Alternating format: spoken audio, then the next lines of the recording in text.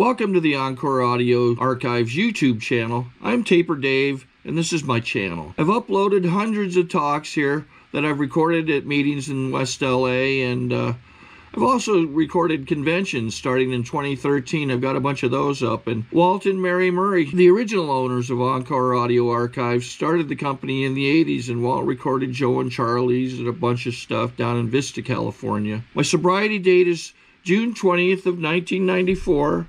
I hope you find something you like, so please like and subscribe to my channel and comment down below. If you want to hear something that I don't have or that you don't see, I'll see that I get it. Anyways, take care and have a great day if you want to. Okay, good afternoon, everyone.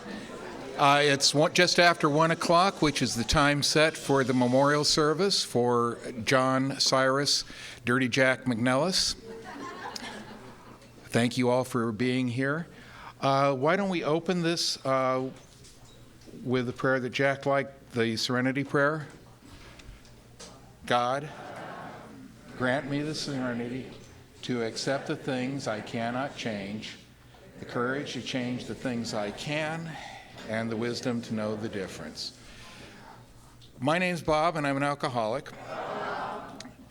And while this is not a meeting, it's a memorial service, we're going to run it somewhat in a similar pattern.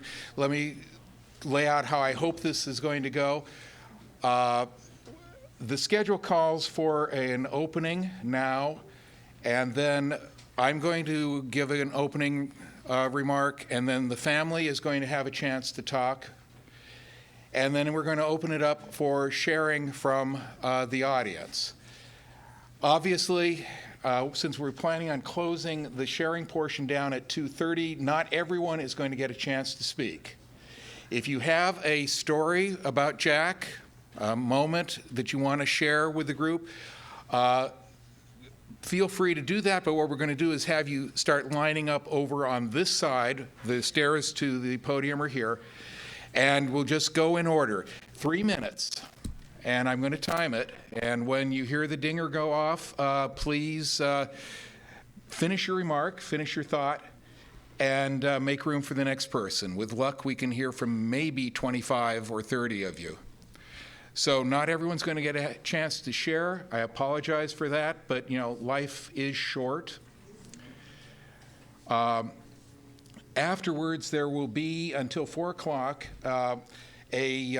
there's plenty of Jack's favorite junk food in the kitchen. And you're all welcome to that and to mix and mingle and meet people that you probably haven't, some of us you haven't seen in quite some time, and share stories about Jack that way. For those who don't know, the restrooms are in the back. Go down the hallway and around the side. And I think that's just about it. Okay, without further ado, let's start off.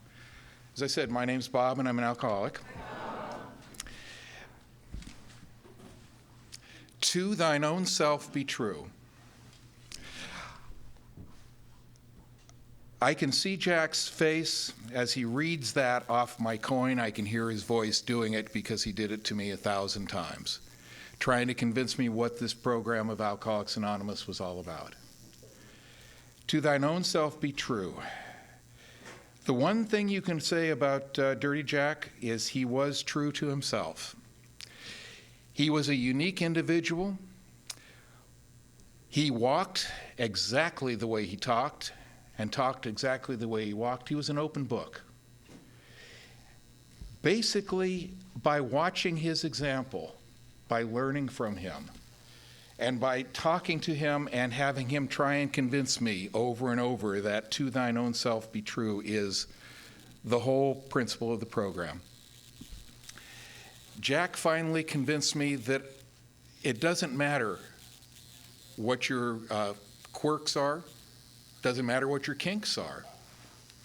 It doesn't matter what it is about you that doesn't feel right and wouldn't be acceptable in life. It is acceptable, it is loved, and it's a worthwhile thing. It took me years to get that message. And he patiently went over it and over it time and time again.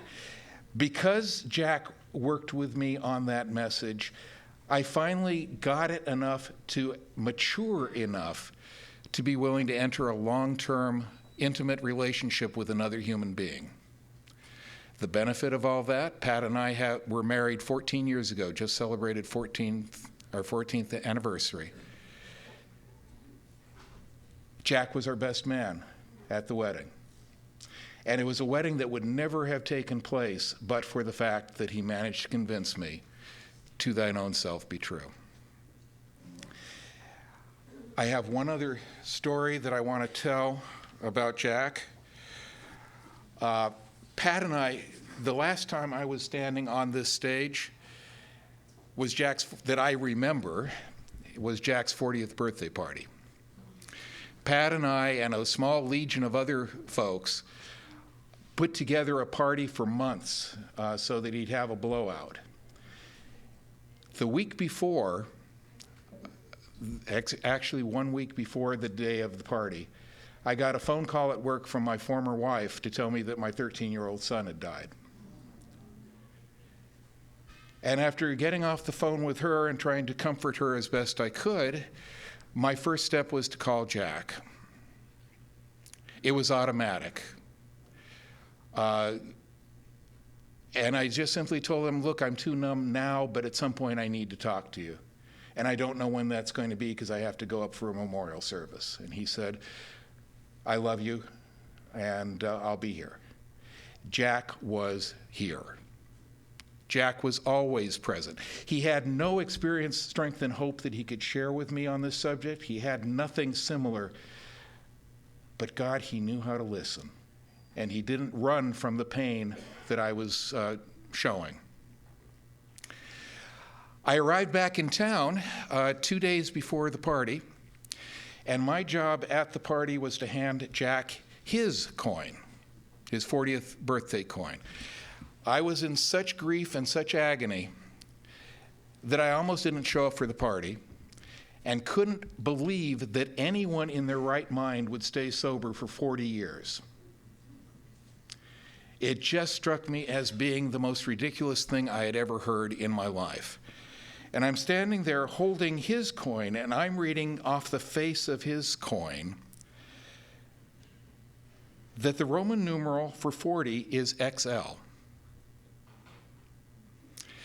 And I started running that together quickly, and I told Jack that, he excelled at being a genuine human being and a genuine friend. The side benefit of that story, is now I'm here at another memorial service, this time for Jack. And just this last August, by following his footsteps, I was presented with my own 40th birthday coin. The program works, and the person who really showed it to me and demonstrated by living and by being a friend was Dirty Jack McNELLIS. So, Jack, if you're out there anywhere, peace. Peace, Jack. Peace, old man.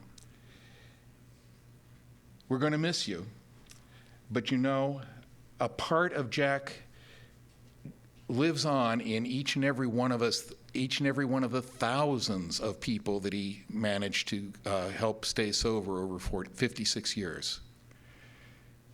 If 40 was incredible, 56 was just a miracle. And he was willing to share that miracle with all of us. Thank you all for being here. Much appreciated, and I'm sure Jack would have loved to have been here too. Okay, that's enough from me. Carla?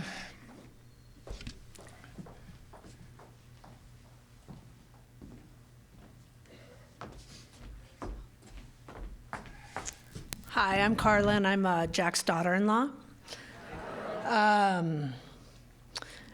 I just want to thank everyone for all the support you've given us over the years, and also for coming today.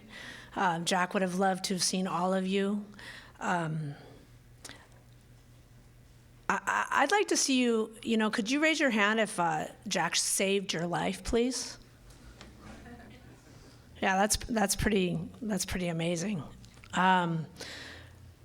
What I want to share is that I was able to help Jack with a lot of things later in his life, and he was the sweetest. He never, he had Alzheimer's and he never got mean. He was sweet and cooperative and easy to take care of all the way till the day that he passed away. And I was with him at the VA one time, and he was having a really kind of agitated day, and he didn't like to sit still. And so he was, we did a lot of moving around, but you can't leave the area, because if they say your name and you're not there, then you have to wait like another 7 hours to get called. And so we were walking and walking and walking. I had him kind of corralled in an area, and we were walking, and he was really agitated, and I didn't know what to do, and then I heard somebody say Jack, and I'm like, oh, thank God they said our name, we can go in. And it wasn't that. It was like the weirdest, craziest person in the room who had just gotten sober again and sat down next to Jack, and Jack settled down immediately and sat there and listened to this insane person. And it was just like the miracle of the program right there. And it was a total angel. That guy was an angel in my life that day. And the thing I want to share is that Jack didn't know. I was some guy named Ray. That was his name for me. And he didn't know at the end who people were, but he always knew Chris all the way to the end. And he would light up from like being so flat to just lighting up and laughing and laughing and laughing. It didn't even have to be the real Chris. It could be a picture of Chris. And I use that a lot. And, he had joy all the way to the end of his life. So thanks for coming. And I look forward to visiting with everybody afterwards. Thanks. Chris?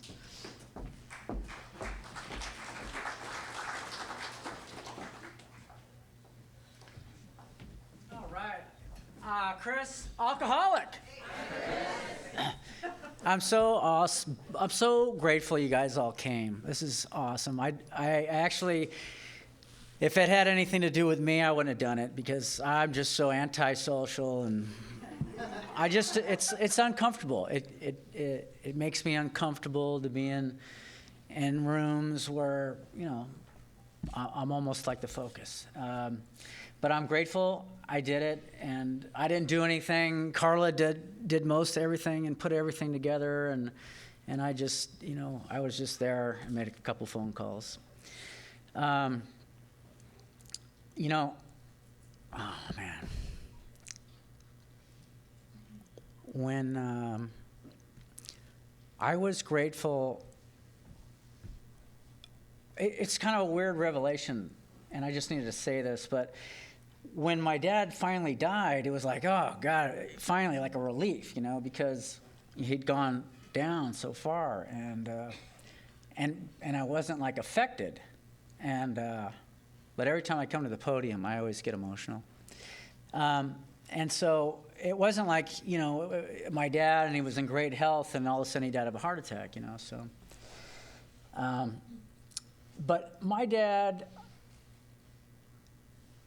He was my dad, I was his son, so there was always that conflict. But because I watched him.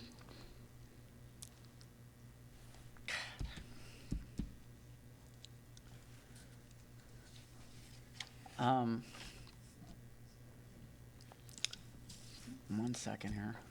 Have you ever seen like the movie It's a Wonderful Life? And fuck. Go ahead. Oh, this is such a drag. Here. But anyway, maybe that'll be it. So anyways, no, I'm good. Okay. What's awesome is in that movie, George Bailey, he reminded me of Jack. Because we had this auto repair shop, and Jack was an alcoholic, and he always was helping people. And it was just like George Bailey. And crazy. And that's how Jack was. He like just gave the shirt off his back. You know, it didn't matter. You know, if it was just some hippie living in Venice and had some piece of shit car that needed to get fixed and he didn't have any money. You know, Jack would fix it and say, "Just pay me later, or don't pay me at all, or whatever." And that's how it was. And that's how it was with Alcoholics Anonymous. He just gave so freely of his whole life, and it blew me away. It blew me away that a guy could just give it all up, and it was quite bizarre. But anyway, like Carl was saying, he was easy, you know. He was always so happy, and you know, he'd always be right here, right now, and that's where he was in the last few years in his illness. He was right there, right now. The same thing he'd preached forever, for 50 fucking years. I'm right here. You're right here, right now, and that's where he was, man. And it was beautiful, and it was pretty bizarre. And to tell you one story, because his sister Joanne's here from Minnesota, and her two kids, my cousins, Jackie and Dawn, they're here. And last time when we thought Jack was going to die a year ago, he got really sick. They came, and they told me a story of how Jack went into the service, and he went to the corner bar where he hung out in his hometown, and his good buddies there, very upset at the bar, and he was like, I don't remember. Hey Jim, like, what's going on? Well, I just got drafted into the Korean War, and he's like, I've got 4 kids and my wife, and I don't know what I'm gonna do. And Jack said, I'll go for you. Can you fucking believe this? I mean, that's how screwed up this guy was. I'm serious, man. You know, I look at this guy, and he would spend just hours and hours. We had this auto repair shop, and we're supposed to be making a living. And he just gave it away for fun and for free. That was it. Everything's for fun and for free. And that's how Jack was. And it didn't matter. It just didn't matter to him. That was his life. Alcoholics Anonymous was his life. And it's my life too. I mean, I've been sober 32 years. Had I not got sober, I wouldn't be here. I'd have been dead a long time ago. You know? I was 18 years old. My dad made me get life insurance policy. That's how fucked up I was.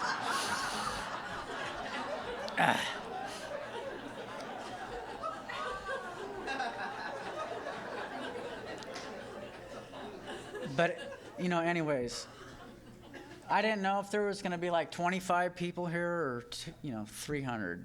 And the people that have showed up, you love Jack, Jack loved you, and it's so awesome that you guys are here. And I'm sure he's just all looking down at us, just smiling, having his cake and ice cream and Sprite, you know what I mean? And thanks for showing up. Thanks.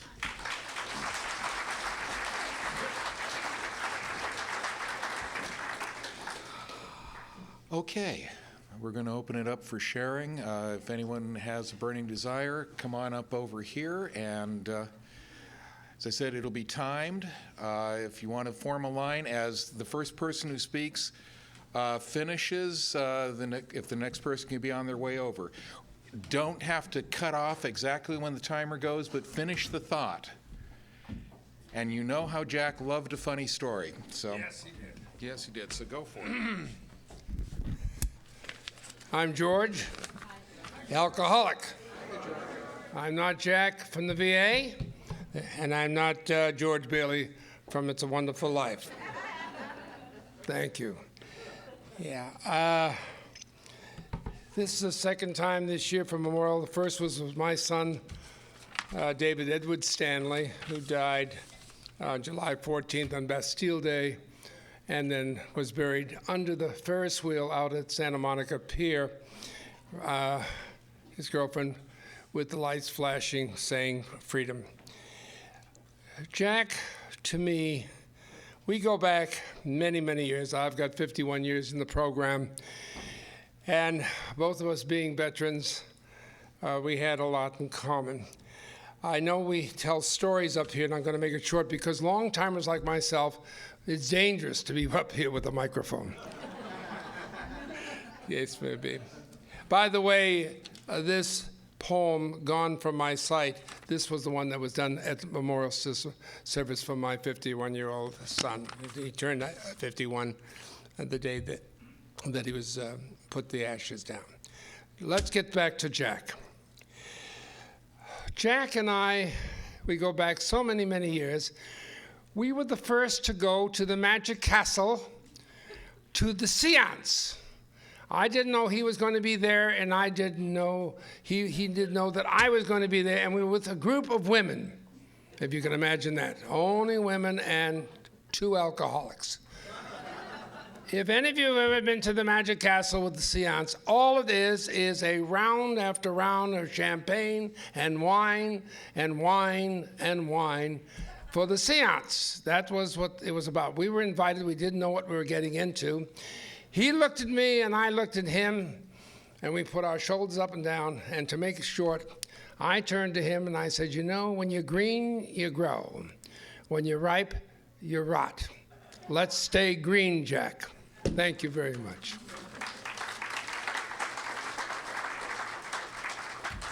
I'm World War II. He was Korean.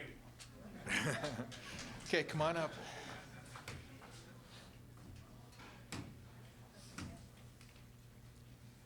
And while we're waiting, Carla wants everyone to know there are pictures over on the piano that you can take. There are people that I think we may have had trouble identifying. And please don't leave without signing the book over by the audiovisual area. Okay, thank you.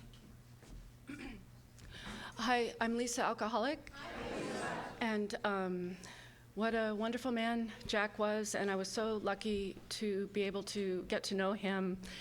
And my condolences to his family, Chris and Carla and McNELLIS family. And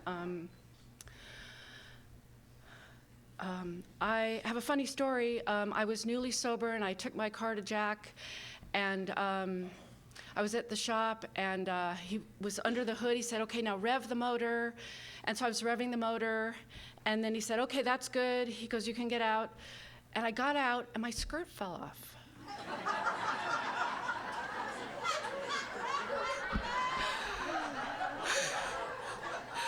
And I was like kneeling quickly, like, you know, before anyone saw it. I had a slip, but it was like, and I was like, quickly, and he came around from underneath the hood just as I was going like this. And he goes, what are you trying to do, a strip? It was classic. I felt like there were, like, you know, little fairies that day or something like that. And a worker walked by laughing. And anyway, he's such a wonderful person, and I believe the people we love are always with us, and thank you.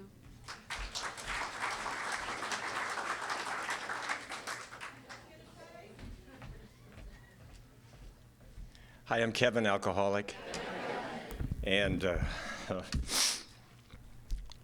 my memory of him is not like funny, you know. It was like, you know, I would always see him at these greasy spoons with a newcomer. How many times did I see that? I mean, hundreds of times, and often that newcomer was me. And, you know, I was really crazy. There's only a few people that know how crazy I was back then, you know. And he could always settle me down. He could just tell me the truth. He'd do that be here now stuff with me too, but, you know, mostly he just loved me. You know, he just said, Kevin, you're all right just the way you are, man. You know, you hit people sometimes. It's okay, Kevin, don't drink. You know what I mean? It was like that, really. And he said his big fantasy is for me and Danny Trejo to get in a fight. You know what I mean? He said, Kevin, if you can start it, I'll pay you some money, you know what I mean? And I hope he didn't tell that story to Danny, I'm telling you.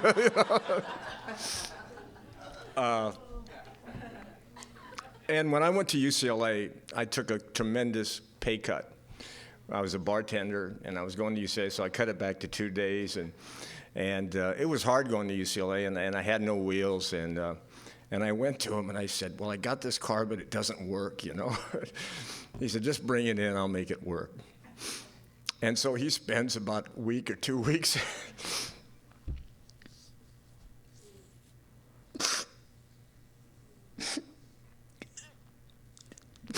and I come back, and I said, well, what do I owe you? And he said, well, Kevin, $19, you know what I mean?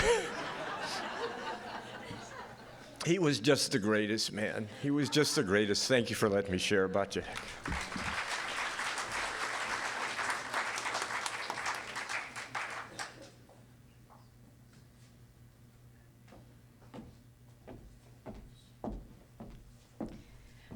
My name is Pat, and I'm an alcoholic.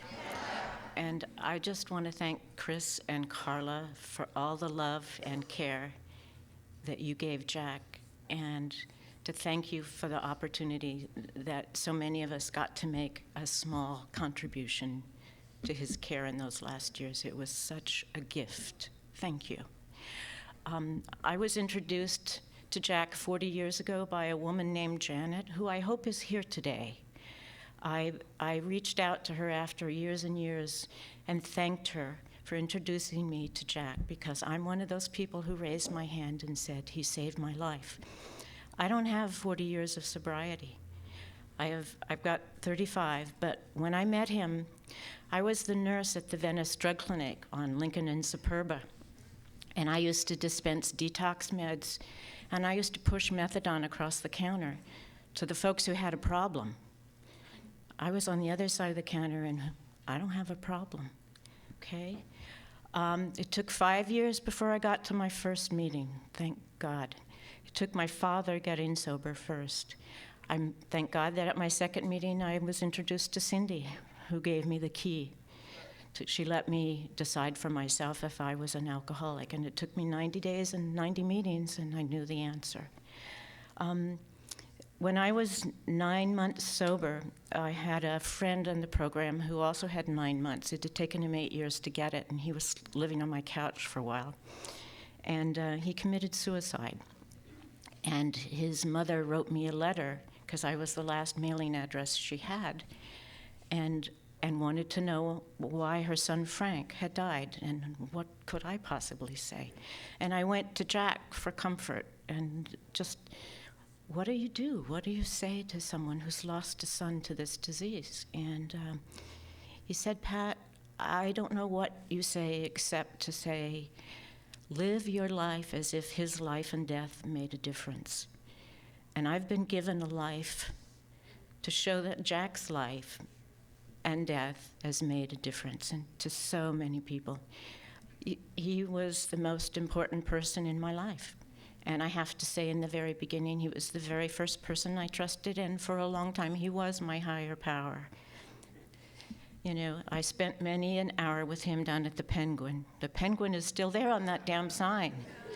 And I am so grateful for the life I have today, and what little bit I can do to say that Jack's life and death made a difference. And I'm glad to be a part of all of you. Thank you.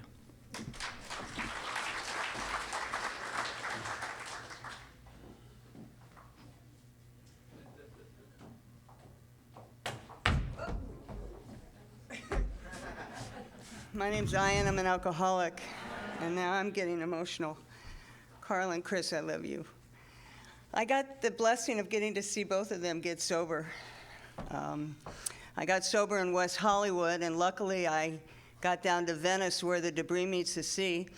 And then I moved down to Venice, right by the bus house, and you know, I started going to see Jack. I don't know if I got there with a car, although I did take cars in there that you had to push to get in there. And but you know, whenever I went in with something going on, because there was always something going on, and some crisis, Jack, you know, like somebody was telling me, you know, he'd wheel himself out from under the car only if it was like significant, you know. Other than that, he'd like be talking to me when it's still underneath the car. And, you know, Jack said some things to me that I still to this day tell people. So Jack, and I lived in Rhode Island for 25 years, so Jack's pearls have gone all over. And I've been in meetings in Europe and in Africa, and I may have said them there, but three things. One is that this guy, Jim, when I would show up there, Jim would always be there, and I don't know where he is or who he is, but he would always be there, and he was completely insane, if I can say that, and so was I. And, you know, the voices, and I think it was him that told me one time he went in to talk to Jack because he was completely freaked out, and he was describing to Jack how he felt, and Jack said, that's peace of mind. You know, it's like the voices had stopped, and it completely freaked him out, and I identified. And I remember once when we were out eating, it was either Jim or Jack, I think it was Jim, said to me, you know, I was talking about somebody and what was happening in their life, concerned about them, and he said, it's amazing, you know, this is the first time in, you know, that in years that all of a sudden, like 2 or 3 years of sobriety, I was thinking of somebody other than myself. You know, so two really important things that I say a lot, and one of them is that one day I was in with whatever litany of woe, it had to have been a guy, and I was talking to Jack about it, and he said, well, have you taken the third step? And I should have asked him if it was a trick question, you know. And I said, yeah. And he said, well, tough shit, because, you know, you say it once, and that's all you need to say it. God's heard it, and even you can't take it back. You know, and it was comforting, you know, to me. And, you know, people around at that time would say things, you know, like normal drinkers don't wonder whether or not they're alcoholics. They don't, you know. And, but the other thing that Jack said, and I was chasing after the one, you know, the guy with the long blonde hair and the motorcycle, and I would be down in you know, Hermosa Beach, and I would be in Hollywood, and wherever I thought the one was. And he wasn't there, but I was hearing the message. And I was heartbroken after one kind of scene with him, and I talked to Jack, and he said, you know, you've got your hand around what you think is good for you so tight that what's good for you is walking by and you don't even see it. And that was the beginning of me like letting go of who I thought. And then shortly after that, I got together with my husband, and we've been married 28 years. I mean, it's just unbelievable, a day at a time. So Jack, I just, you know, like has been said, I could be myself here. And I'm actually proud of this. I did Christmas cards every year. I still do them. And one was just me with Merry Christmas on my butt, you know, like this. So that got up on with the other calendars. So that was a big thrill over at Jack's shop. So, you know, everybody knows why he was called Dirty Jack. And, you know, he was real. He allowed me to be real. You know, I didn't have, like, it's hard to say this in other parts of the country, but I thought when I got sober I'd have to get straight and move to the valley. But Jack taught me I could be exactly who I was and stay sober and have a good life. And thank you very much, Jack. I love you.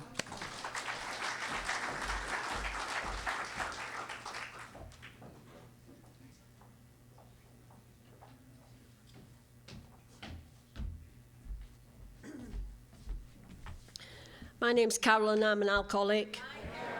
And thank you to all Jack's family for being here. And Jack did save my life.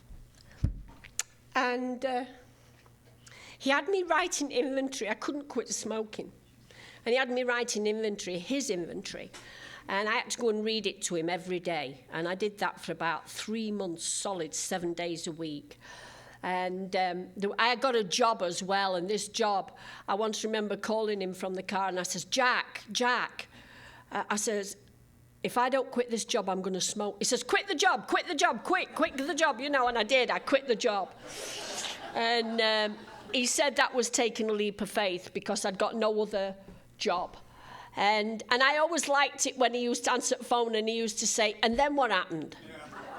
And I like that. And You know, also, I had the good fortune of being able to take him to England.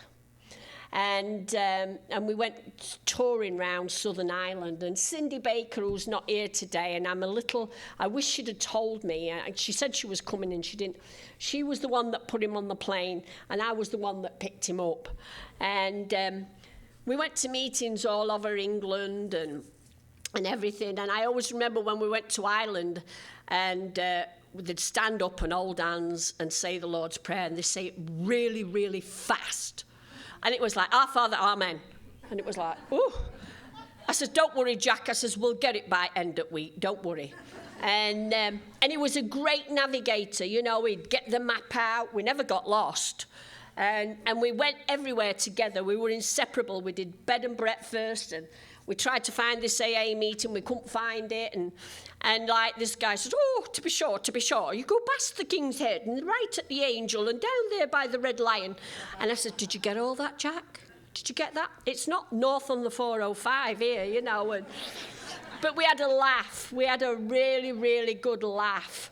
And, you know, it was just, he saved my life. He did, and all the things. I once remember when he says, why don't you help Mary? And I says, all right, I'll help Mary.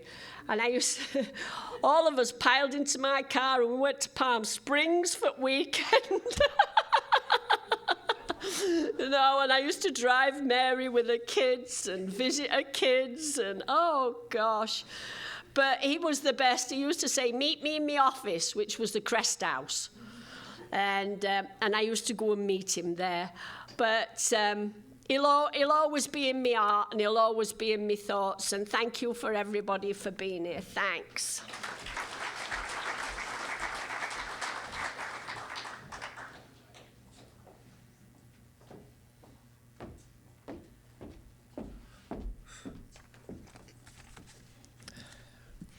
Hi, I'm Mary, and I'm an alcoholic.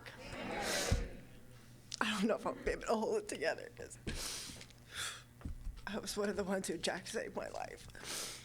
And he gave my kids a mother. Oh, I loved your dad. He told me, I remember when I got sober, I go to the Marina Center, and I was really, really pissed off, as most of you know. I sat in the back, and he'd poke me and say shit that would piss me off all the time. And then he'd give me his card and say, what'd you call me? And one day, the second time he gave me his card, he said, why don't you go home and slam your hand in the drawer and then call me? And I did it. And I called him, and he said, you did what? I said, I slammed my hand in the drawer. He said, you are crazy. You know, and he told me, you know, just stick with me until you're 5 years sober. You know, and I think that I was probably the last crazy person that he helped. You know what? One of the last. One of the last, because he would listen to me. He really broke me down, and I have so much of what he taught me in me, and I live my life because of what he taught me, like what's important to me, what makes me happy, what makes me angry, what do I want to be when I grow up. I travel. I got to go to Ireland a couple years ago. I got to go to Hawaii a couple times. I've done a couple triathlons, you know. I want to go back to how many years ago? 13 years ago, when my youngest daughter had gotten out of a mental hospital, and she was 8 years old, and Jack, her, and I went to the 50s Cafe, and he was telling her his story about his last time in jail and how he didn't like his freedom taken away. And he was telling her, she's 8 years old, and it's him, her, and I. He's telling her this story, and she's just looking at him, you know. And I'll just have that memory implanted in my mind, you know, forever. And and he never said no. He never said no. He watched her, you know, like not too many people would watch her at that time. There's a few, though. There's a few that watched her. And I'm just like, I mean, so I could keep a job at the time. Back then, it was like, it was insane.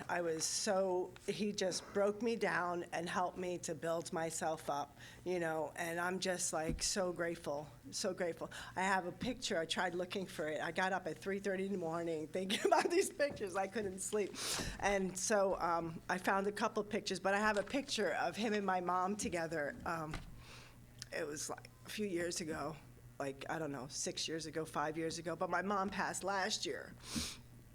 And so I have a picture with him and her together, and she was so excited to meet him because she knew he saved my life, you know, and he was the most important person in my life. And it's so beautiful to see all the people that, you know, I've known my whole sobriety, who've known me my whole sobriety, but I was really, really numb for like my first 7 years, you know, and he helped me. I mean, like, people used to say, did he read the big book with you or work the steps? We never did, none of that, because I was so far gone that he had to help break down that, like, steel wall that was around me. Like, I was encapsulated with it, you know, and he, like, literally, like, beat it out of me. You know what I mean? That anger and the rage that I came in here with and that brokenness. And I'm just, like, I'm indebted to him, you know. It's not, I mean, to Alcoholics Anonymous, yes, but to him, you know, because I couldn't hear anybody else, you know, I couldn't hear anybody else. I heard a few people here and there, but he really, I have 2 kids that are here, my oldest 2. Katrina's 5 years sober. It's Katrina and then Sierra with the baby outside. My youngest 2 couldn't make it. My son's been in a mental hospital with schizophrenia for the last 3 months, and then, thank you. And then my youngest daughter has been in a domestic violence shelter. She was in an abusive relationship. So, you know, because of the tools that Jack's given me, I'm able to walk through this and hold my head up high, you know, so God bless y'all and thank you.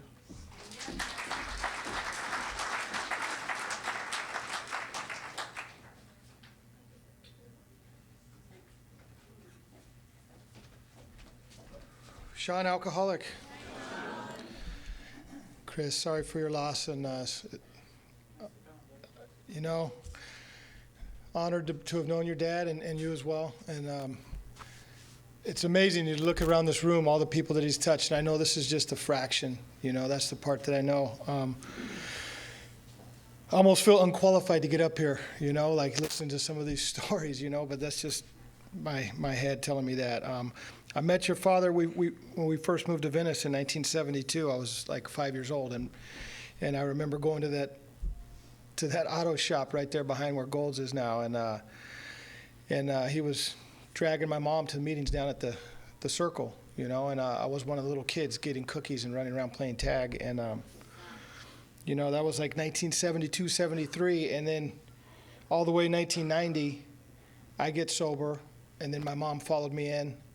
You know, even though she had been exposed to this thing all those years before, it took what it took. But then there's your dad, you know, and I got this job, and I didn't have a vehicle. My buddy I was working with took me over to your dad's place, and he sold me this GMC pickup, and I didn't have the money, you know, and then he's like, just make me payments, and I made him payments, and I was just telling my wife about this story this morning, you know, like,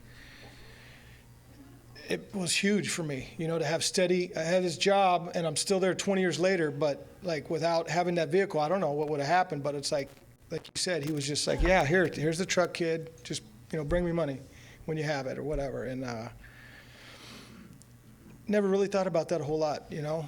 Felt very fortunate when I was able to give him rides home from the Marina Center, you know, when he was still down on Rose, and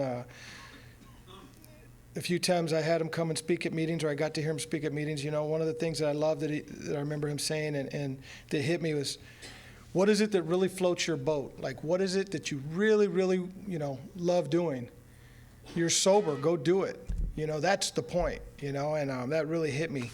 And I can remember all these black and white nudies inside the shop there. And I thought, oh, they call him Dirty Jack because he works on cars and his fingers are all greasy and all that. You know, and then years later, I'm like, nah, that's not it. That's not it. But really feel blessed to have known him and you as well. And just very, very grateful have crossed paths, and that's all I have to say. Thanks.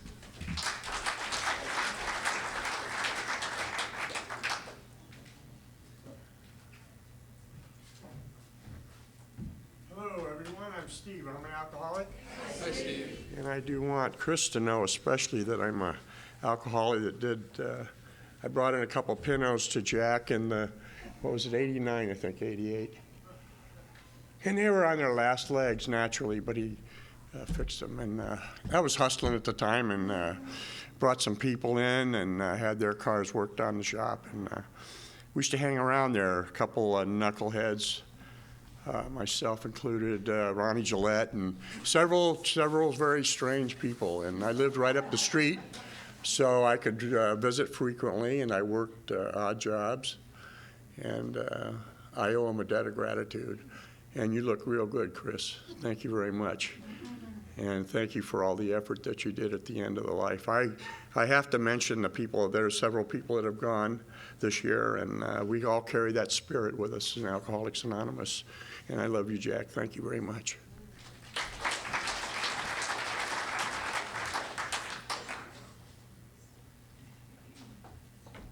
Mike Morrissey, alcoholic. And thank you, Chris. You know, I was looking forward to seeing you today, and I just got to say that whenever I think of Dirty Jack, I smile. You know, I don't care what I was going through, whatever time. When I would see him or we would talk, I don't know, he's got this grin, man. It would just make me smile, you know? And I remember the first time I met him, I went to a meeting at the Marina Center, and I had a court card. I think it was 1984 or something like that. And I went in and I sat down in the meeting, and I sat there, and I looked around the room, and I thought to myself, at that time, I would rather sit in jail than sit through this shit, you know? And a week later, I was downtown at Central Jail going, damn, I should have stayed in that meeting. And I met Jack when I went there, and Dirty Jack just stood out, you know? And he had a big caseload, and at the time came in '86, I wanted to get sober, and it seemed like he just had too many people he was sponsoring, so he was my grand sponsor because I asked Ronnie Gillette to be my sponsor. Nothing in common with that guy at all. Crazy. But I don't know, Jack did we spent a lot of time at the Jack and Sons Automotive. My mother used to take her car there, and my mother had this beat up Chevy Impala, and he kept fixing it for her, and she kept running into shit. And I mean, she would bring it home, and there would be like a yellow, you know, mark on the side, and I'm like, you know, what's going on? She goes, oh, that pole was in the way, you know?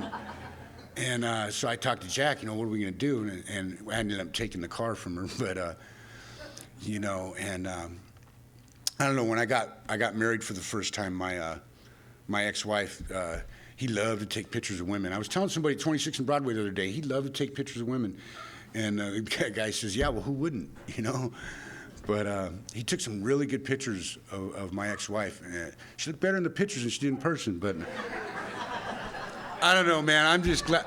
I got nothing but good memories of Jack, you know? I mean, nothing but good memories, you know? And it's really good to see a lot of you guys here I haven't seen in a long time. Really is. Thank you.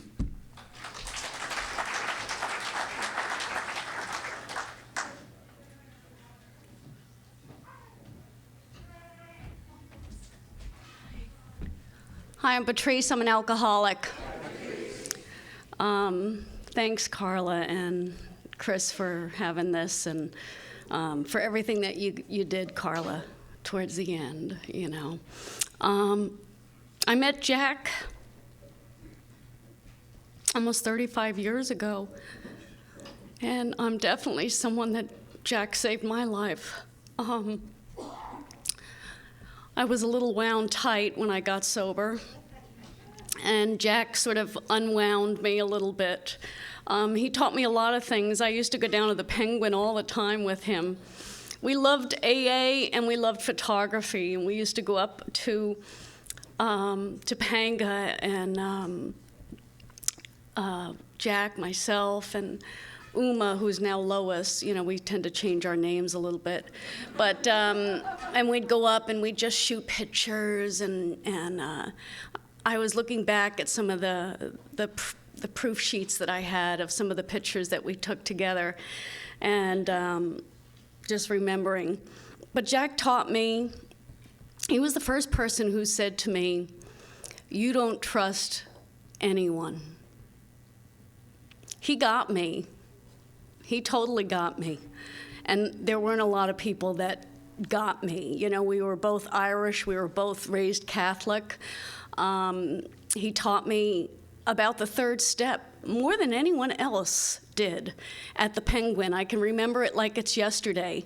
And he would take the ketchup and the salt and pepper, and he would move things around, and he would say, "Now, you're the type of person that you have to have everything in one place, you know, but these things just keep moving." I can remember it like it's yesterday, you know, the friggin' ketchup and the this and that.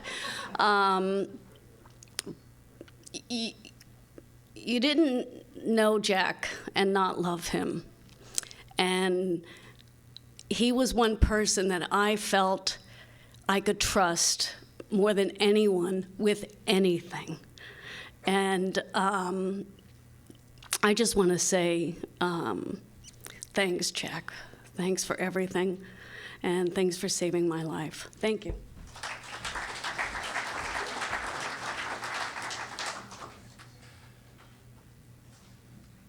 I'm an alcoholic. I was Jack's Sunday morning chauffeur for the last couple years. I don't know who was using my voice to volunteer to do that, but I'm very grateful that they did. I'd been taking Jack to the Sunday Marina Center meeting for about a year when I was asked to speak there, which is a very high honor, but Counselor Pine had already warned me that it was sometimes necessary to contain Jack's adventurous spirit immediately after the meeting. And so I said to Mike B., "I will be speaking, keep an eye on Jack." When I got down from the podium, we could not find Jack.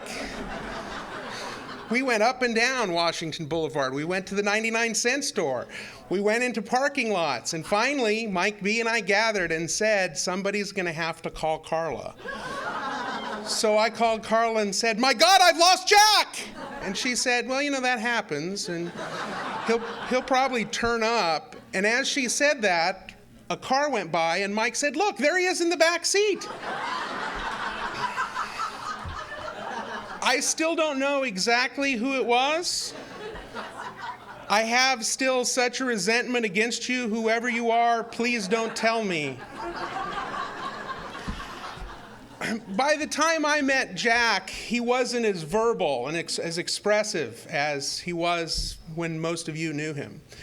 And in the years that we drove back and forth to the Marina Center, Jack actually initiated a conversation with me only twice. Most of the time I would just say, "How you doing, Jack?" And he would say, "Damn good." Or I would tell him a joke. I, over time, came up with 4 or 5 that I could use kind of every Sunday, and that would work.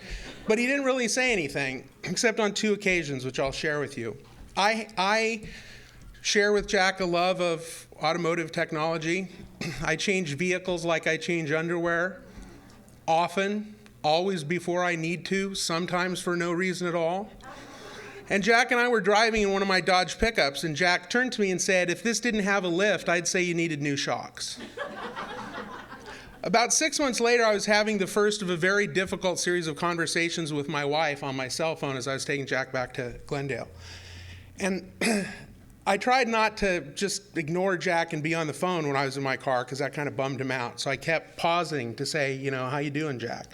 "Damn good." When I finally got off the phone, I turned and said, "How you doing, Jack?" And he said, "Damn good. And if you stop to think about it for a minute, so are you." Neurological illness is a complicated thing. There are hundreds of billions of neurons in the human brain. But I am quite certain that the 2 pieces of Jack that I saw on those 2 occasions, the man who understood the internal combustion engine, the man who was compelled to be of service in sobriety, were there to the very end and are there still. Chris and Carla, Jack and I spent hundreds of hours together not talking, but he laughed almost all the time. And what you were able to give him in the final years of his life was a place to enjoy comfort and peace. And he was happy almost all the time, angry infrequently, and spiteful and petty never. In closing, a couple weeks ago I was listening to NPR because I'm a dork. And a science reporter was talking about how Genghis Khan was so prolific in disseminating his genetic message that as many as 1 out of 12 human beings alive today are descendants of Genghis Khan. If you do the math, taking in the length of time that Jack gave his message of love, service, and sobriety, the number of people he carried it to, and the number of those people who are still carrying the message on his behalf, it will not be long before Jack McNELLIS has more descendants than Genghis Khan. Thank you.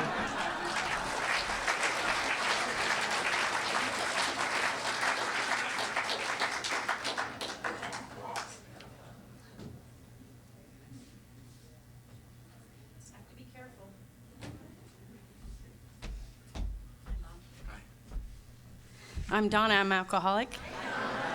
Bob, I want you to know that I've been thinking about you. And Chris, I've been thinking about you, and Carla. I'm one of those people that I believe primarily is sober because of Jack. He's one of those people that I was able to trust. He scared me, though. I mean, and I know people laughing understand, but he could look right through me, to me. And I used to sit in the shop. I'd just sit there. I couldn't talk to him. I would just sit there because I was so scared. And I couldn't speak. And he didn't talk to me much. He would just let me be. He would let me sit. And he wouldn't expect anything of me. And there were times I'd walk in the Marina Center, and when I saw Jack, he would always have a smile on his face. And the last time I saw him, he recognized me and kissed me. I did not know that that would be the last time. That man looked good in a suit, let me say. He looked fine in a suit. He was dressed impeccably when he would speak. And I used to just, like, he's a mechanic, but when you put him in a suit, he cleans up nice, you know. And I remember, I was one of those people that was safe enough with him that I was able to have him take pictures of me. And that there are some people that I won't let hug me, much less take a naked picture of me. And he was an amazing, loving, gentle man. And there's a picture of Chris and Jack that I was hoping would be here today. It's a really special picture. And I asked Jack if I could have a copy of it, because Chris is the spitting image of Jack. It's an amazing overlay of both of them in the picture. They're not standing next to each other. Chris, you know the picture. And that is the picture that I carry in my mind of Jack. And I want to thank you for letting me be up here today. And for all the people that knew Jack, who I know, I want you to know that I love you. Thank you.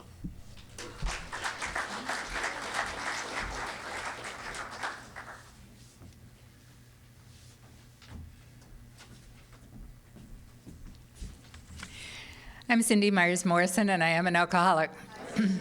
And when Jack knew me, I was Cindy Adams. And some of you I know from Cindy Adams' days, a long time. I'm 42 years sober, and Jack went at my first birthday, said, "Oh my God, I didn't know you were a newcomer." You can fill in the rest. And I knew Chris and Carla when they were 16, I think. I mean, we're talking about a long time ago. And I was one of those people that sat on the floor and rocked. And in this room, as well as a lot of other places, and that people moved away from me when I was around. But Jack didn't move away. He moved in. He moved close. He moved into my space and pressed on it. And he allowed me to find out where the edges of my body were when I was too damaged and too sick to know where the edges of me were. I felt your emotions as though they were my own, and I didn't know that they weren't mine. And he helped me to find who I was, that I was this person, and you were outside of this skin, outside. And that's a miraculous gift to give to another human being. He gave that to me. He also gave me a lot of laughter. He invited me to go someplace, and he wasn't going to tell me where I was going. And I said I wouldn't go. And he said, "Well, then I'll just wait until you are ready to go." When he finally agreed that he'd bring me back from wherever this unknown place was, he took me to Disneyland for the day, just to have a good time. And then there were things where I have a fabulous picture of my cervix, a very healthy young cervix, as a result of a boyfriend of mine and another friend of ours in the program, and Jack involved in a project, one more project. It was an educational project, so I'm grateful for that photo. And I was looking at the photos over here, and I thought, oh my goodness. There are a few pictures there that I barely recognize myself, except that I look more like me today and in those pictures than I did in the in-between years. And Jack was at the beginning, and Jack has been in these last years dear to me, and so many of you out there that have touched my life and touched my heart, and I'm grateful for the people here that have touched me, and for Jack having touched me. And I agree that I told Chris that it was creepy, because when I hugged Chris, it was like, oh my God, Jack, you look the same. So I love you. Thank you. Thank you for doing this. Thank you for having it. And for all of you who have touched Jack's life and allowed him to touch yours. I'm one of the people he saved. Thank you.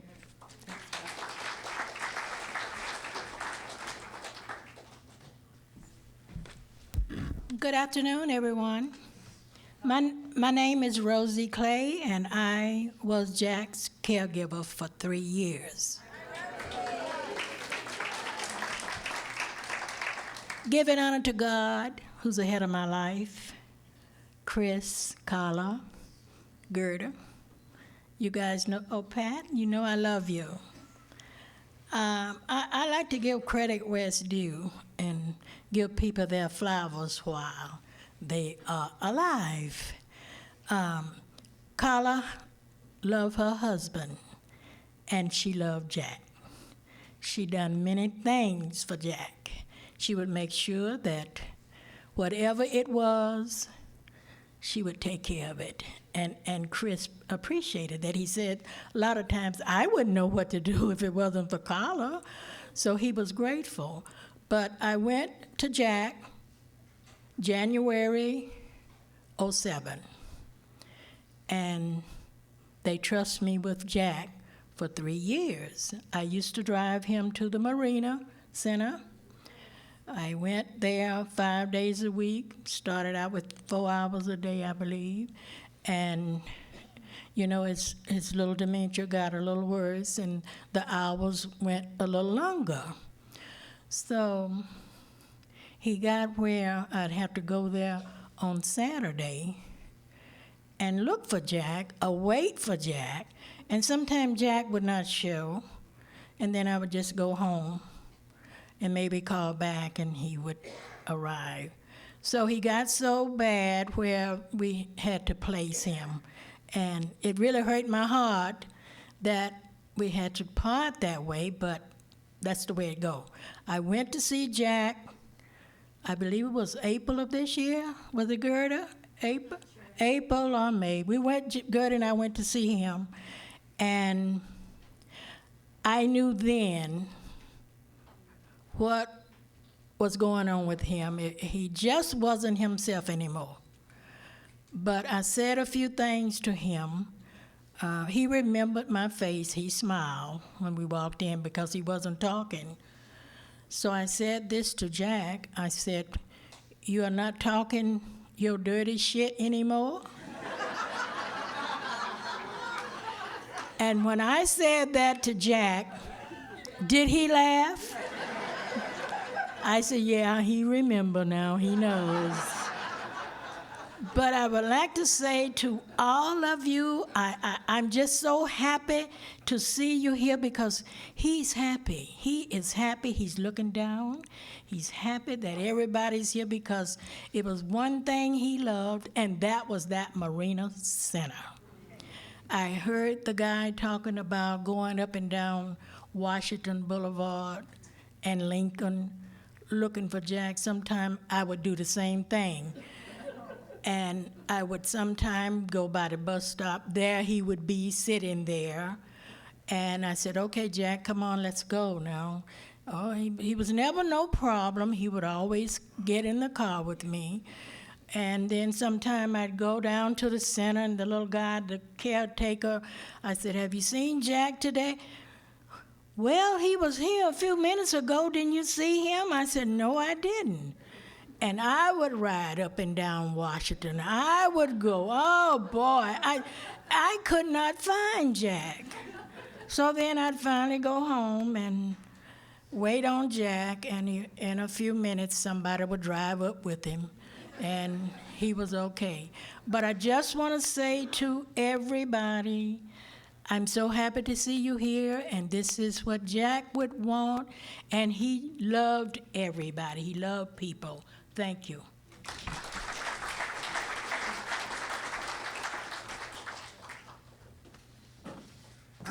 Israel alcoholic. Love to you too from before I get baby brother Joel. Sends love to you too. In Jack's memory, David. Seemed like a lot of people who aren't here are here, but that's because Jack's here. Because Jack's talking to me. You know, he was talking to me all day. But he always talks to me. But he talked to me, you know, as we were coming in, Avery and I, and he said, what we're talking about is the steps of Alcoholics Anonymous. So that's what we're talking about here, the steps of Alcoholics Anonymous. That's what Jack McNELLIS was my acquaintance. First of all, I see him around Venice. 32, almost 32 years ago. And he was AA to me. You know, just seeing him inspired me. He'd have a different car, somebody else's car. I didn't know then, couldn't figure it out. Couldn't figure it out. And, he introduced me to me. He gave me a voice, Jack. He was my acquaintance, and he was my friend, and I interviewed him at the Penguin. Remember when he said to me, we got to leave the Penguin, we got to go to town. Chris says the food is falling off a little. And I said, thank God for Chris. And I remember seeing Chris's face before Chris, and then when Jack said, there's nothing left. And Chris is coming in, he's trying to, and I see Chris's face in the shop when he said, bring him. I thought, what a beautiful thing. Because the time I had with my dad, I know what I thought of you right away, you guys, because I know what it is to lose dad. I lost my dad 6 years ago, but he's with me, and he was my sponsor for all those years. I remember 28. He's always going to be my sponsor because his voice is inside of me. You can't take those spiritual actions with another human being and have them not live. And Jack was, he was there for me for those 31 years. And his greatest message to me was, to thine own self be true. You know, he gave me that. He gave me, he gave me the howl. He let me found myself, my voice. That I was a poet and I had written poetry when I was a baby. All these things came not rushing back because it was through decades. But Jack McNELLIS, wow.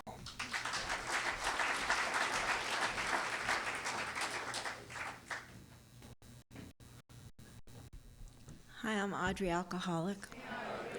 Thank you, Chris and Carla, for doing this. And thank you for letting me be one of the people that hung out with him at the end. You know, I've been one of those lucky people. I got to hang out with Jack at the end and at the beginning of my sobriety, at the end of his life and at the beginning of my sobriety. And I also got to hang out with Lee Cohen at the end of her life and the beginning of my sobriety, and both of them were my sponsors together at the same time. And I remember sitting one year at the comedy thing that we all do every year. I can't remember the name of the thing. I'm sure all of you know, but every year we have that fun, all the alcoholics get together and they do the comedy thing. Yeah, there you go, alcoholics. And I was sitting in between Jack and Lee, and we were all laughing hilariously. And I remember I started to cry because my own parents never gave me the unconditional love and acceptance that these two people gave to me. And there they were the right age to be my parents, and they were male and female, and they were my sponsors. And they believed in me, and they loved me. And I wasn't going to share today, but somebody said something, I don't remember what it was, but it reminded me about Lee. And Lee always shared every goddamn opportunity she had. She said, if you don't participate in your sobriety, you're not doing your job. So in honor of Lee and in honor of Jack, I thought I would share. So thank you for letting me be up here.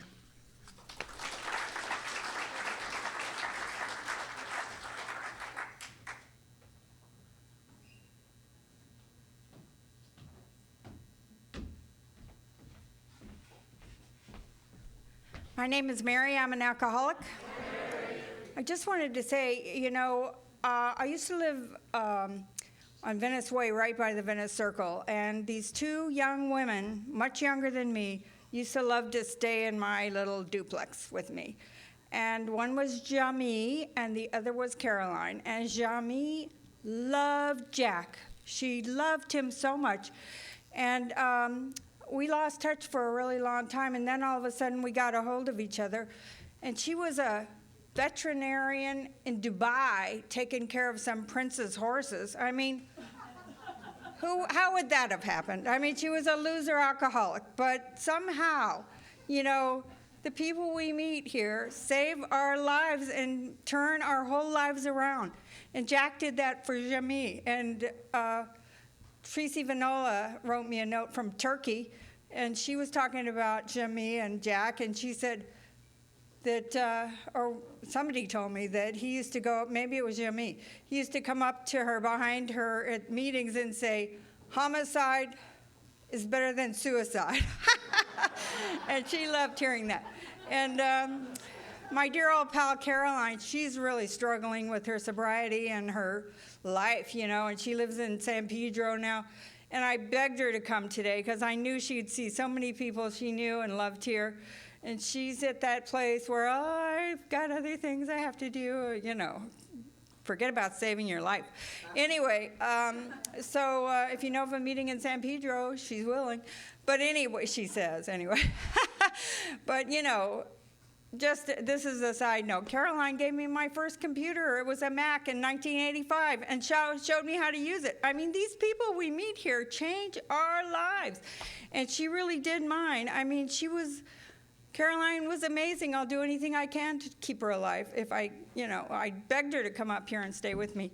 Anyway, I just want to say, Carla, And Chris, I love you guys. Carla and I became pals at Central Office again lately, and I admire her and respect her so much. And my mom has Alzheimer's too, and you know, I started calling her every week back in when I was new, because as an amend, she knows my voice. She has Alzheimer's. I went up to see her. She didn't know who I was, but I called her a couple days later. I said, "Hi, Mom." She said, "Is this my daughter, Mary?" You know, she knows my voice, but she didn't know I was even there, you know, so it's tough when it gets to that point. But anyway, I admire you guys. I loved what he did, what Jack did for Jimmy and so many people in this program. So I just want to say, proxy, thank you.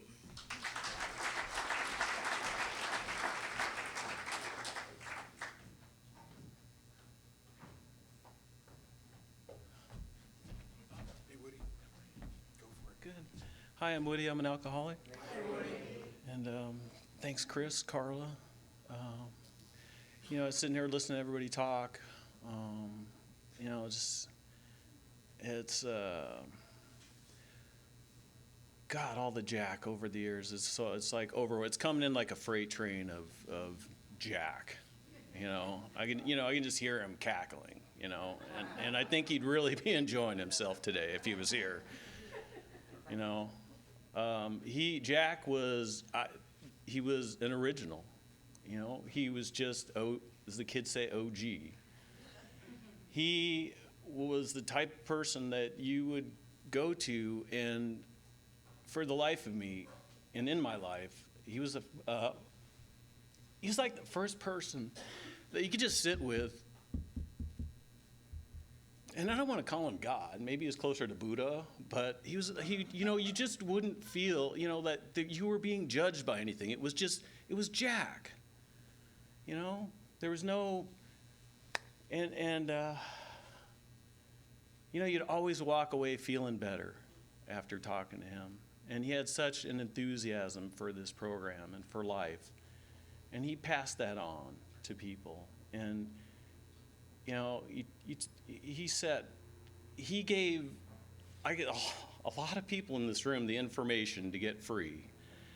And that's where, to me, I never met anybody who was so dedicated to other people's freedom. You see people in AA gathering people. You know, Jack never tried to gather anybody, but you see the amount of people that would go to him. He was an attraction. Jack was not a promotion. And, you know, I think of him like his advice about stuff he'd tell me. I'd, you know, get in a quandary about something, and I'd start getting on the phone and start talking. Yeah, and 20 minutes later, I'd stop, and he'd say these pearls of wisdom, like, stop doing that to yourself. You know, and I was, you know, you had the expectation that the people, you know, you go to the person, they come, they take it out of you, and everything would be okay.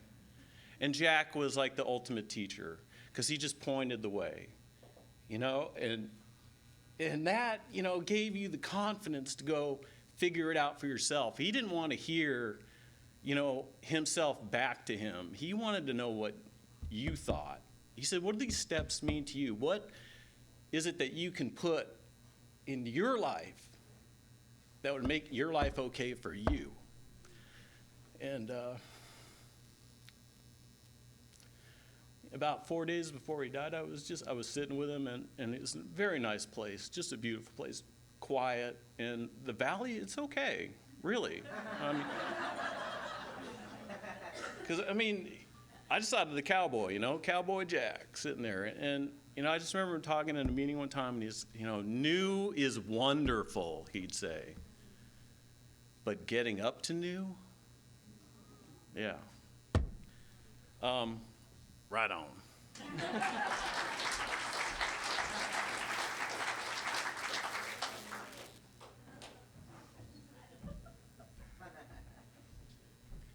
Hi, I'm Bob. I'm an alcoholic. And I remember Jack always saying, to thy own self be true. And man, he was such a great example of that. I never met a guy who was just free to enjoy himself and to be true to himself and to be original. And I remember when he first started sponsoring me, I'd ask him a question, and his answers would be so long that I wouldn't even know that if he heard my question right. But by the time I'd get home, you know, I'd kind of think about it, and I'd go, oh, okay. And he did that quite a few times, actually a lot of times when I first met him. And in my sobriety, there's a few times when I felt really lost, you know, like out at sea, just adrift. And for me, Jack, he was like the lighthouse, you know. You'd see him, and he would tell you everything's going to be okay, and it was. He knew how to be just loving and peaceful, and he was just one of a kind, and so glad to know him. Thanks.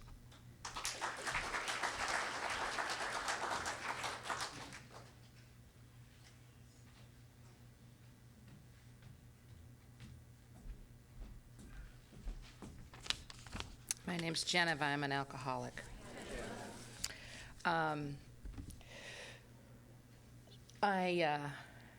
I met Dirty Jack 21 years ago. My sponsor was Lila, and I drove here from Phoenix. I moved here from Phoenix in a relapse, and I had a '84 Ford pickup truck that had been rolled only just to the side, so the whole driver's side was completely bashed in. But I really liked it because people stayed away from me on the road. And I was really good with that. When I got sober, I was fortunate enough to have Lila C be my sponsor. And I had some trouble with the truck, and I called her. I had about a year, little less than a year, right around a year. I called her in a complete newcomer panic. You know, the truck.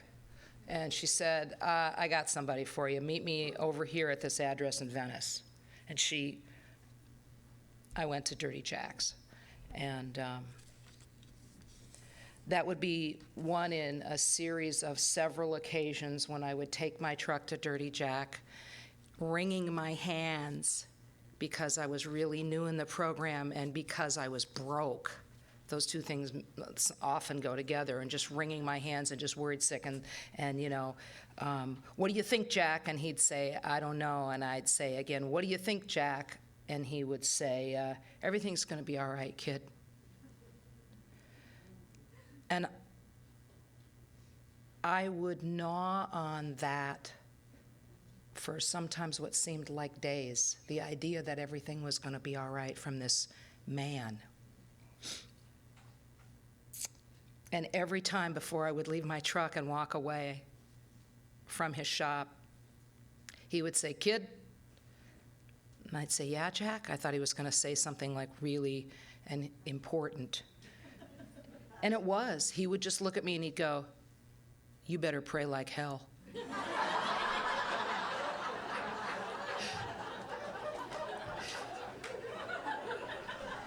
He was right. One time I blew up the engine in that car, and it was, you know, I was, whatever. I had it towed to Jack, and I was wringing my hands, and it was like a ritual. You know, what do you think? I don't know, kid. Everything's going to be all right. Okay, leave me the truck. I'm going to need it for a week this time. That was when I blew up the engine, and oh, kid, by the way, you better pray like hell. And he rebuilt the engine on that truck, on that godforsaken truck, for $100. One time, I asked Lila, how come they call him Dirty Jack? Is it because he's a mechanic and he's like greasy and, you know? She just looked at me and went, no, honey. Just if he asks you to take a photo, call me.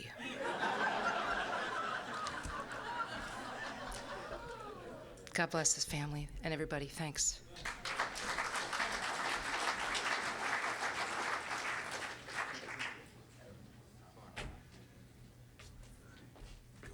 I'm Richard. I'm an alcoholic.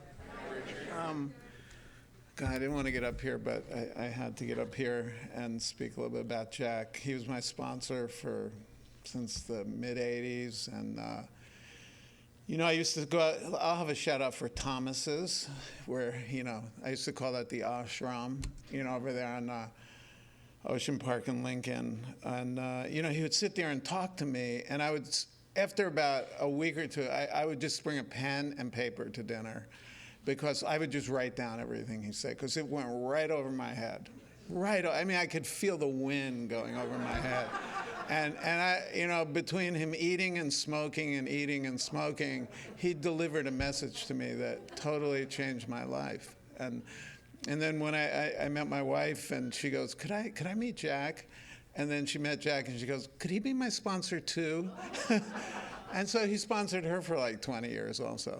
And that's a testament to him, because I told him everything that went on in my life, and it never got back to her. And that was Jack. But he, I owned a treatment business for a long time, and when he got out of the garage business, I said, Jack, you have to come over and speak to newcomers at this rehab. And so he would show up there, he would always be so clean in a jacket and suit, really clean, and walking down the driveway. And these people had no idea what they were in for. They were doing relapse prevention and this and that and this. And then at about 3 o'clock, they got Jack once or twice a week. And the staff had no idea what to do with him either. And I would just say, look, just be quiet and let him do what he does. And he goes, but he's telling dirty jokes, He's saying inappropriate things, You're gonna have to let him go. And I go, Jack is the last man to go here. He's going down with the ship. Jack is going down with the ship, because that's the message people they need to hear that. And I'll just say, I don't think we talked about the steps too many times in all these years and times I sat with him. But the one time he talked to me about the steps, and he loved you, Chris, more than anything I can imagine.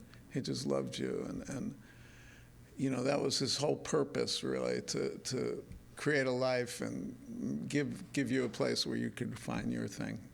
And he said, how you know you're working the third step? When you're sitting there behind a chain link fence and you watch your son coming at you at 150 miles on a motorcycle into a turn, that's when you know you're working the third step. Thank you.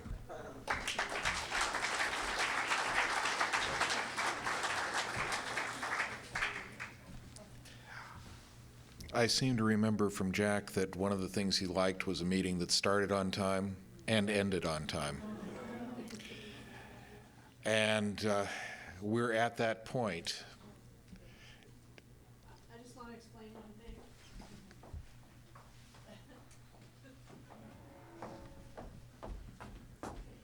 I want to explain the food choices, which might seem wacky to you.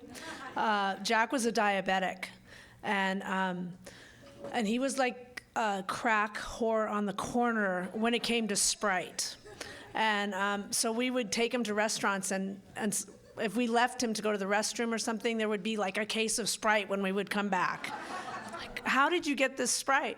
So what we're serving are his favorite really bad for you things, which is donuts, chocolate cake, ice cream, Sprite, Earl Grey tea, which he always had like 100 packets of Earl Grey tea in his pockets, and coffee, and water. The water's for the health nuts in the room.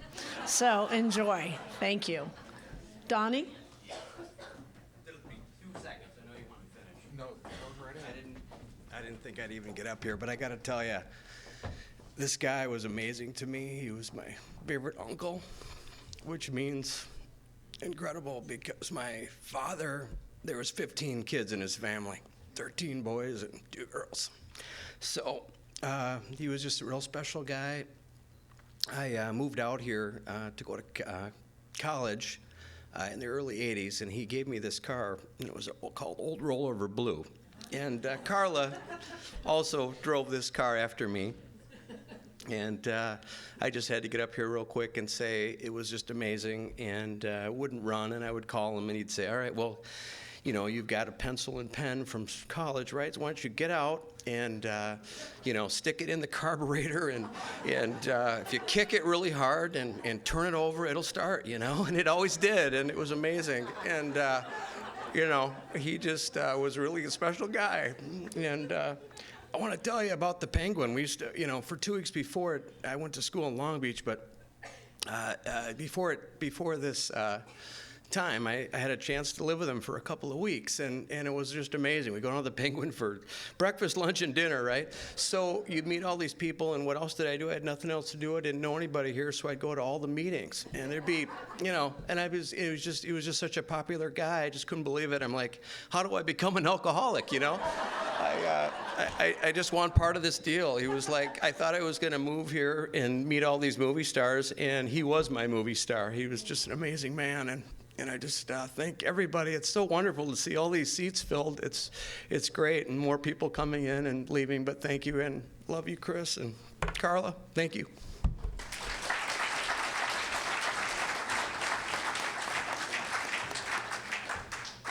And that's a fitting end to a wonderful memorial. You know, 2 last words from Jack: keep coming back. And for everything that he did for all of us, the only price he asked was just pass it on. I'm going to leave you with that thought: pass it on.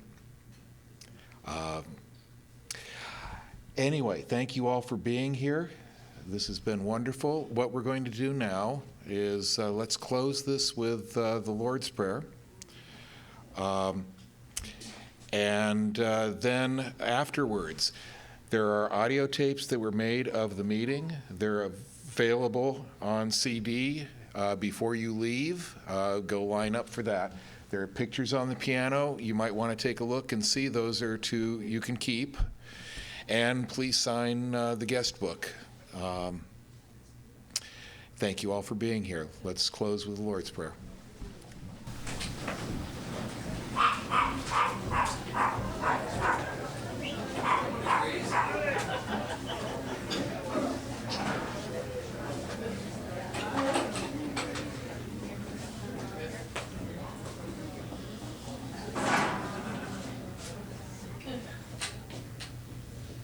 Whose Father?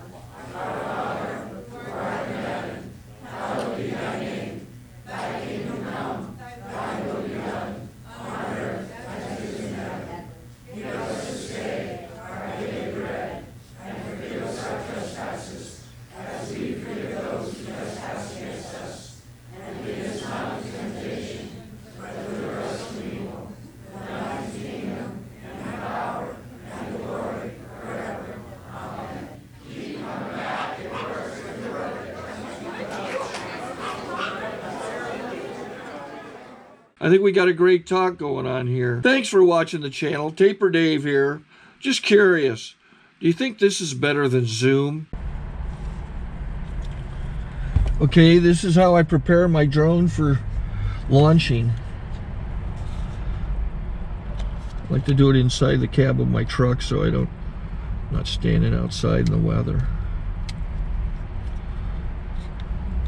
To install the joysticks for control, up and down, right and left, powered on. I have an Android phone that I use to connect it to the drone with. And it's actually controlled through the iPhone, through an app. Oops, wrong way. It's actually controlled through the iPhone, or through this Android phone, through the app. It's actually controlled through the Android phone, through an app, and you connect it through this short connection right here.